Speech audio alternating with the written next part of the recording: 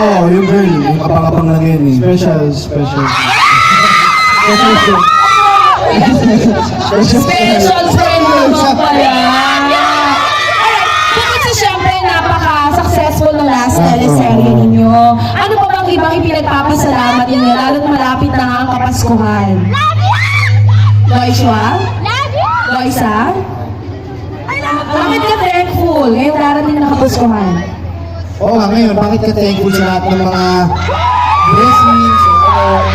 Syempre, masaya ako dahil maraming blessings na dumadating ngayong Pasko sa akin. Kasi, tsaka isa nakasama ko yung family ko sa Pasko. Yun ang pinakamasarap talaga. Yes. Noche Buena. Kakain. Ako, kailangan mag-gym ka na, Loisa, kasi maglulok ka yan sa Pasko eh.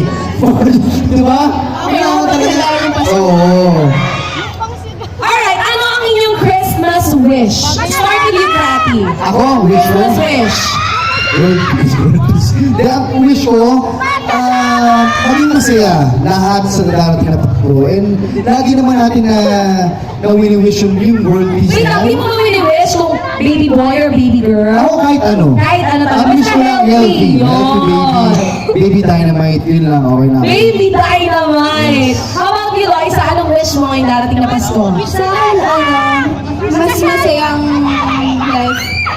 Mas masaya, tsaka healthy yung family yan. Wala masyadong nakakasakit. Yun lang, basta masaya lang lahat.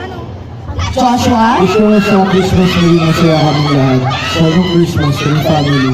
Mas maging masaya kami. Kasi masaya kami last year. Kaya mas masaya kami. Pero hindi mo pareho sila ng sagot? Anong wish mo ngayong Pasko para kay Amy? Oo. Yan. Ganda yan. Gusto ko para sa'yo,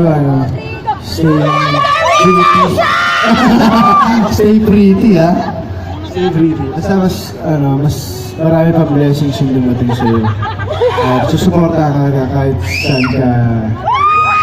Anong magandang Sa akin ka tumingin, ba't sa akin ka nakatina? Tuloy ako. Ako yung nakatouch eh. Konti na lang, kikiligin ako sa inyo ni Prati. Oo.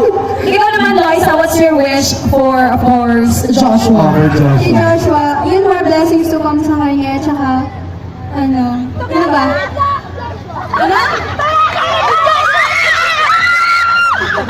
More pogi to come doon. Okay, anyway, ang wish ko, sana yung mga nasalanta ng bagyo nitong nakaraan, matulungan nating lahat. Diba? Lalo na yung mga kagaya natin na very blessed, sana maibahagi natin sa kanila yung mga nakukuha natin. Joshua? Nitong nakaraang buwan, ang mga kababayan natin sa ilang bahagi ng Luzon ay lubhang naapektuhan ng bagyong Lando. Marami sa kanila ang nawalan ng bahay at tirahan. Isang malaking pagkakataon ngayon na Pasko na ipakita natin ang ating malasakit at pagmamahal para matulungan ang mga kababayan natin na nangangailangan through Show the Love Project.